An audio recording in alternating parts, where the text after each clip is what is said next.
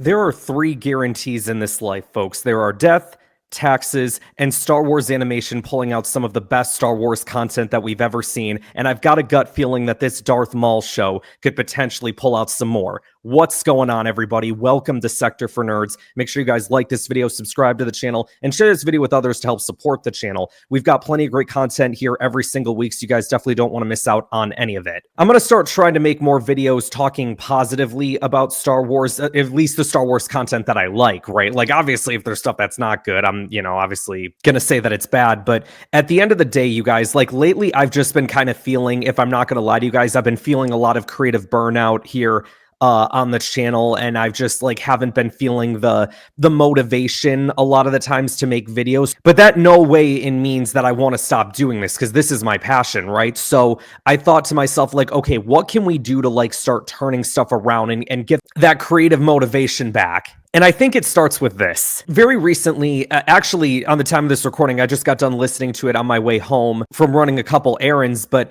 I was listening to Katee Sackhoff's podcast, which is a fantastic podcast, by the way, so highly recommend you guys go and check it out if you haven't before. And she just recently had Sam Witwer on her show. There was a small part of this podcast where they touched on the Maul Show, the new animated show that's coming. And I was very excited. And I started listening to it, and I'm like, okay, y'all have to check some of this out if you haven't. So I'm not going to play the whole thing, obviously, but I'm going to kind of touch on bits and pieces of what Sam talks about in this interview here with Katee Sackhoff, because I think it is just absolutely amazing. Now, listen, the moment that they announced Maul Shadow Lords, that was the one thing out of Celebration that I was like, okay, you don't have to sell me on anything except for that title. With that title, you've already sold me. So you don't have to say anything more. The fact that it's an animated show about Darth Maul, of course I'm going to be excited. And listen, I know there are so many people at this point that are just done with the Star Wars animation stuff being in the middle of episodes 3 and 4. Let's get to new stuff.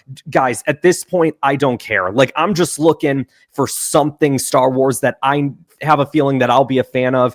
And looking for that entertainment, because a lot of the more recent projects, you guys know, I haven't been a fan of. So taking one of my favorite characters in Darth Maul, making a show about him, couldn't be happier. So without any further ado, folks, let's start listening to this, and I'll kind of give you guys my 2 cents on some of the stuff that Sam talks about here in this interview. They are being extremely open door with me on this project, more so than I've ever seen. I mean, Dave, as Katee knows, Dave is extremely collaborative, and he wants to hear what people have to say, and he's always been really good at that. Dave, in this case, is George. He is now the George level person, and he's working on so many things that he will swoop in, occasionally jump into editorial and monkey around and teach someone something. Yeah, see, so that's just the thing. If I just kind of stop it right there for a second, the fact that Dave Filoni and a lot of us have been asking for this for a while, right? To give Dave Filoni more power within Lucasfilm, for him to be able to tell more of the stories that he wants to tell. But because he now has a bigger position of power, it is now resulted in a fact where he can't be there all the time to see certain projects, right? And that's why I think it was so important for Dave to make sure that the people that are in the animation division are ready to go and be able to tell these good stories. Because you look at the Bad Batch, for example, right? I don't think Dave really had much to do with that show. That was all, I think, Brad Rao, that I believe directed that show and was kind of the creative head for that show. And Brad Rao, I believe, is someone that's been working with, on Star Wars animation since Rebel. So he's been there a while, and I know there's a lot of people that are involved in that animation division that have been with Dave, people that have even been with Dave since the beginning, that have continued to stick with the division. And I think as long as that creative front is there with those people, I think Star Wars animation is going to be in a very good spot for years to come. And he will give the sweeping story information, and then just keep checking in and giving notes and having discussions when necessary. Brad Rao is the apprentice, as Dave was to George, and Brad is just absolutely there we go, brilliant. He did the Bad Batch, and so Brad has, and I love the Bad Batch. He's bringing a lot of a lot of his own particular viewpoint and talent to this, which is making the show feel quite different in a way that I'm very excited by. I mean, because even the look of the show is almost through Maul's lens. Everything is a little bit more rough around the edges and jagged, and everything looks a little bit more dangerous. That has me very excited. Like a dark form, like a darker Star Wars show, like a darker animation show. Like that's got me hooked. In this version of Star Wars animation, which is appropriate because it's the way that Maul sees the world. So, and then we have, Matt Miknovitz, who's been writing for Clone Wars since time immemorial, and he's cooked up all of these wonderful stories. And the way that Maddie and Brad allow me and Dave, what they go is, okay, here's the story. Here's what we worked out. How would Maul navigate that? What do you think about this point? What's he feeling here? You see that what we've written here. What do you think is underneath that? And I'm like, well, I think it's this and that. And then sometimes that would make an adjustment to dialogue or an adjustment to a moment or add a little scene in here and there. And sometimes it won't. Sometimes it's just like, no, you guys nailed it. The subtext, it's going to be played in a way that maybe you don't expect. I get to look at stuff. I get to comment on stuff. I get to conceive of ideas. And that right there is another crucial thing about why I think this is going to work, because Sam Witwer has played this character for so long that, of course, he's going to have his own ideas and things to do with that character. So if he gets to have that creative input, and Sam is a very smart guy, and Sam has like a wealth of knowledge when it comes to like a lot of different fandoms, like especially when it comes to things like Star Wars and Star Trek. So if he gets to give his creative input for what he thinks certain moments that Maul could be having or what he should be doing, all for it. Did you write any of it? I did not write any of it, but I got to sit in, and I continue to get to sit in with Maddie and Brad. And I mean, even yesterday. All right. So first of all, these sit-down meetings, like that sounds really fun. Like that sounds like legit a dream come true, right? To be able to just sit with some of these creative guys and just talk Star Wars and come up with ideas for stuff. Like, oh, that does sound like fun. And Matt Miknovitz, you guys, like that's a name for those who watched my Clone Wars videos. A man who's been writing, Sam said it right there, has been writing for Clone Wars since the beginning, and a name that, what I always like to do with my Clone Wars videos, for those who watch, I like to give like a certain, like towards the beginning, a moment where I go like, hey, this episode was directed by this person, written by this person. And I want these guys to be able to get the recognition that they deserve for helping being a part of this thing, right? Because, obviously when everyone thinks of the Clone Wars, right, like it's the vision of George Lucas, the vision of Dave Filoni, but you've also got these other creative people in there. And I want to make sure that they're getting the proper shout out and the respect that they deserve. people that you're not necessarily going to see be in front of the camera taking credit for stuff all the time. You know what I'm saying? It's like my favorite thing to do. Yesterday, I'm just like laying on the floor, and we're in this screening room, and everyone's just sitting in a certain area, whether it's on the floor or on a seat, and throwing out ideas like, well, wait, no, what if this happens? And blah, blah, blah, blah. What I would do to then someone goes, well, that's not going to work because of this. Well, what about that? What I would do to be a fly in that room, just to listen to all the ideas, like especially from Sam. Oh my gosh. Oh, if we do this. Oh no, we could do that. God, I love doing that stuff. Me too. It's one of my favorite things. There with Maul, I think people see him very much one way, right? Mm-hmm. Yeah. But there are glimpses of a deeper emotional humanity to Maul. Are there? That I think. yes, absolutely there are. Yes. So you're totally sniffing stuff. So yeah. is that something that we're going to see explored? Yeah, absolutely, yes. I mean, because there were ideas that I had back in Clone Wars that I would present to Dave. Or even in Rebels, and Dave would say, and I also know things that Dave wanted to do, and Dave would go, we're not going to, no, I'm going to cut this part out of the script that I had that I like so much because this isn't Maul's show. Not or yet. I'd say, Dave, what if this happens? And he goes, it's not Maul's show. You can't go into that little level of detail. We're seeing this from Ezra's perspective or Ahsoka's perspective. And every time he said, this isn't Maul's show, it never occurred to me that Maul could have a show. So I just took those ideas. I'm like, well, I guess we'll never see that. And now he's like, well, it's Maul's show. So now I am invited to go to people and go, what about this? And they go, great.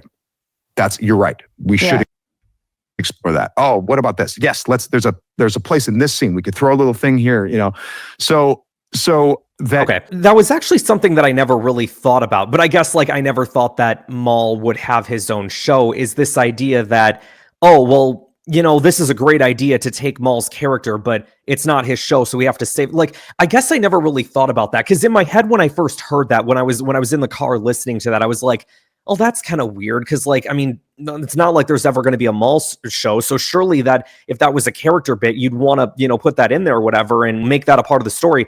But then, obviously Dave, the creative head that he is, probably has like all these ideas in his head, right? Like, so he's probably been thinking about this Maul show for a while now.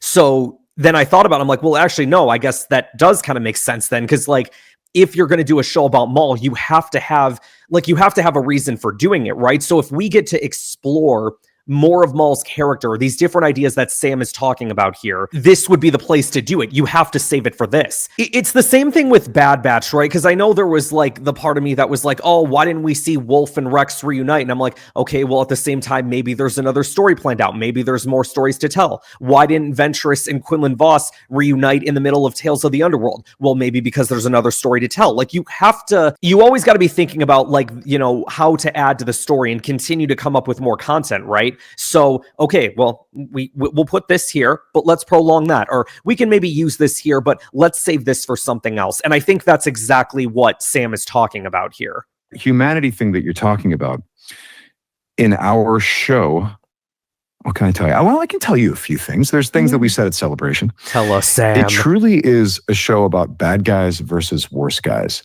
And our bad guys are still bad guys. Like, this isn't going to be a show where you go, oh, you find out Maul is just a real teddy bear, man. That guy, he's no.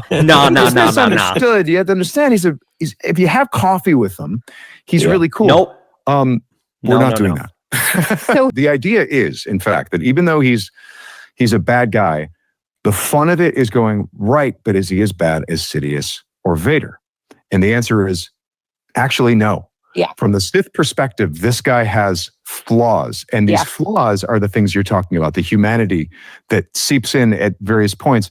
And some of this is humanity he did not have maybe early in Clone Wars, but because of things that happened to him, he's rethought a lot of things. Like, for example, I'll just pose, this is a guy who knew that the Empire was coming, and he was part of that. But he was supposed to be the part of the Clone Wars. He was supposed to work with his master, and they were going to bring about the destruction of the Republic and the destruction of his hated enemy, the Jedi Order. He was raised to hate them. He does not, and he trained his whole life to destroy them. Yep. Well, now we have a show where, okay, all of that was done. But Maul, you killed a bunch of Jedi during the Clone Wars, but you did not work with Sidious. You didn't know the whole plan. And in fact, you got so scared about his plan that you tried to stop it at the last second. Now the Empire's here, which Maul would have known that was his master's intent. But now that he's seeing it, he's like, is this what he had in mind? Because this isn't what I thought it would be. This is a little scary. Like Maul is looking around going, this is, I remember in a different interview, I don't know if it was in this podcast, or might have been like a different interview with Sam, where I remember he said something like, why didn't Maul rat Sidious out? Because he knew who he was, right? Like, why didn't he tell the Jedi, or why didn't he tell Ahsoka, like, hey, so this guy right here, that's the guy who's like leading the Republic right now. Why didn't he do that? I don't know if I want to call it loyalty, but like something there for Maul and Sidious. And I think almost Sam's kind of touching on it here is because like maybe Maul assumed, even though he's not a part of the grand plan anymore, he can still thrive under the Empire. But now that the Empire has taken shape and he realizes what's going on, he's like, oh, maybe this isn't what I thought it was going to be. Maybe I don't want this. And that's just me speculating, of course. Maul comes from a time of swords and sorcery and magic and knights. And now all of that color is being sucked out of the universe by this mechanized empire. And Maul's like, is this right? Is this the universe that we were trying to build? Yeah. And well, it also becomes a little bit more boring when that's the universe that exists, the Empire, right? Look at the Stormtrooper division in comparison to the clones. The clones learned under the Jedi to become their own people and stuff like that. But the Stormtroopers, when we ever performed them, and I've performed a lot of stormtroopers over the years, we try to perform them all the same. Yes. They have this soulless, and they, they're always just sort of like this, and what if they're talking to each other? They're talking about some weird, mundane, mechanized stuff that their humanity and their individuality has been pulled away and sucked Stripped away out, by this empire. You have a guy who comes from the time of magic, but times have changed, and then he was born and raised to destroy the Jedi, but now they're gone, and he's seeing the alternative and going, "Is this better? I'm not sure this is better." And also, boy, how do I feel now that I'm the Joker and Batman's dead? What does that feel like? Are there any good guys in it? Oh yes. There's a lot of new characters in this show. So you have characters who are maybe we should just touch on this real quick since they're talking about the new characters, and I don't think Sam talks about it, but there's been the speculation, there's been people reporting on it, something to do with Darth Talon being in this show. And I don't know if that's real or if that's speculation or what, but I think I think people said like they saw something at Celebration, maybe in like a trailer or something that would lead them to believe that this is what they're doing, but nothing has been concrete confirmed. I also do remember that I did see a photo of Rook Cass, who, for those who've read Son of Dathomir, know that she was a big part in helping Maul escape prison from Sidious's custody, played a part in the wars against the Separatists that the Shadow Collective had. And then, she also then kind of played a little bit of a role in the Siege of Mandalore as well. So the idea that like she would still be loyal to him after Maul told Gar Saxon to go F himself, basically. So I'm going to be very interested to see like what all happens there. And we'll see what he says here about some of these new characters. Absolutely far more moral than Maul, that get caught up in some stuff, sometimes in fact with him. And the interesting thing is, can they work together? How do they work together? Do they not? Do things go wrong? It's a very tension-filled story. All right, so that pretty much, like a lot of what he said there, kind of covered all of the stuff revolving around Shadow Lord. I'm very excited for this show. I'm very excited to see like what all comes out of it for Darth Maul, and like what the payoff of this show is, right? Because I remember with like Bad Batch, everyone assumed like, oh, the Bad Batch was going to die and everything like that, right? But then they kind of end up getting to have their own happy ending. There's that epilogue scene where Omega goes to join the rebellion. But it's very interesting with Maul because we kind of know at this point where his story goes. Like we see the stuff that happens in Solo. We see the stuff that plays out with him in Rebels. So I'm very curious to see like what all happens in this show and like what is going to be fleshed out about the Maul character to make it all worthwhile and maybe make it better connect to the other stuff, right? Like to Rebels. So with that, you guys, that is going to wrap us up for today. You got to let me know in the comments below if you guys are excited about this Maul show like I am. Make sure to like this video, subscribe to the channel, share this video with others to help support the channel, and I will see you guys next time. I'm glad you're here to tell us these things.